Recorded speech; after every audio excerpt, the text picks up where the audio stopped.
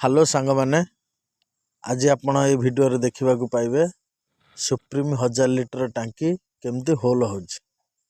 ଦେଖନ୍ତୁ, ନେପାଳ ଗରମ ହେଉଛି। ଫାଷ୍ଟ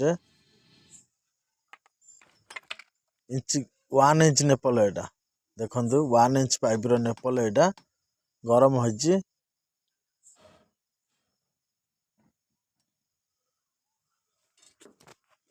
ଦେଖନ୍ତୁ ଟାଙ୍କି କେମିତି ହୋଲ ହେଉଛି,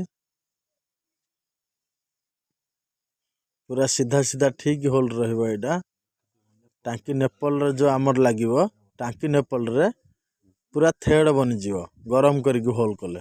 ଦେଖନ୍ତୁ ହୋଲ ହେଇଗଲା। ନେପାଳ ଏବେ ତା ଭିତରେ ଚୁଡ଼ି ବନା ହେଲା। ଏବେ ଟାଇଟ୍ କରିକି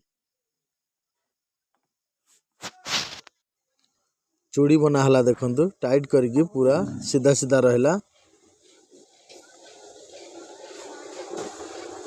ଟାଙ୍କି ହୋଲ ଆମର ହେଇଗଲା। ପୁରା ଆରାମସେ ଏବେ ଟାଙ୍କି ଭିତରେ ଜଣେ ପଶିବ।